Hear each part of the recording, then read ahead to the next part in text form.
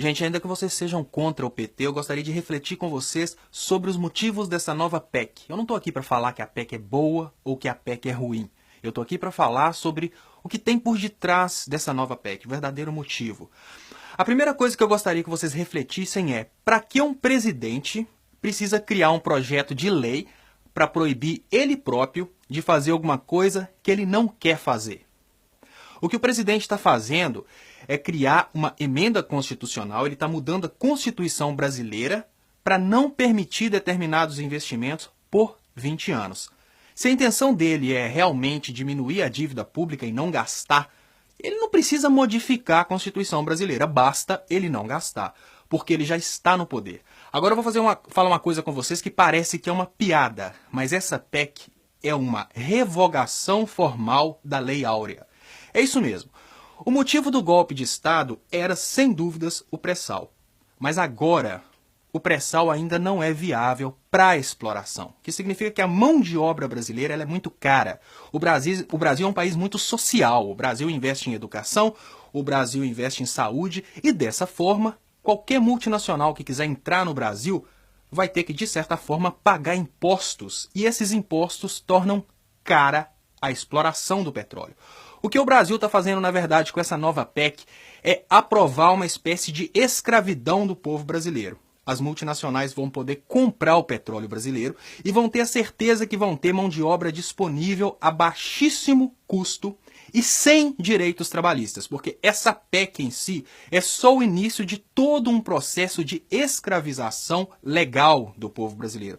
Digamos que hoje, se uma empresa tiver que ir para o Brasil, se uma empresa decidir trabalhar no Brasil, ela tem que contribuir, por exemplo, com a saúde, ela tem que contribuir com a educação através de impostos. E quando uma pessoa é contratada no Brasil, ela tem determinados direitos trabalhistas. A partir do momento que toda essa conspiração contra a população brasileira, todo esse esquema funcionar, a partir do momento que todas essas medidas contra o povo pobre brasileiro forem tomadas, vai ser legalmente possível para qualquer multinacional entrar no Brasil, explorar o petróleo e explorar o povo brasileiro.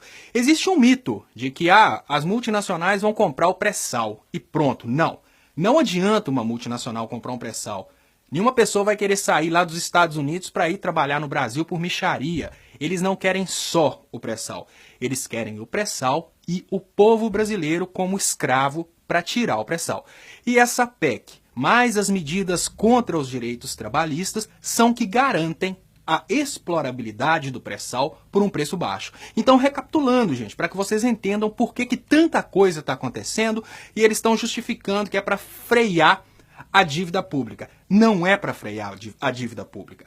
É para diminuir os impostos das empresas que vão explorar o pré-sal, para as empresas que vão explorar o trabalhador brasileiro.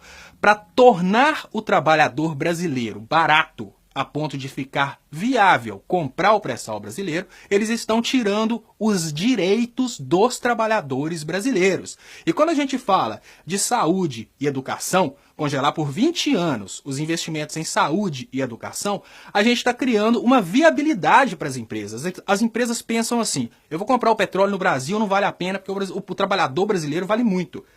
Ah não, agora eu posso comprar o petróleo no Brasil porque já não tem mais imposto, porque eu já não tenho mais que contribuir com a Seguridade Social, porque já não tem mais, por exemplo, saúde, já não tem mais educação, por isso o imposto abaixou o preço, e o trabalhador brasileiro agora não precisa contribuir com o INSS, eu não preciso pagar o fundo de garantia dele, eu não preciso pagar o 13º, o trabalhador ficou barato.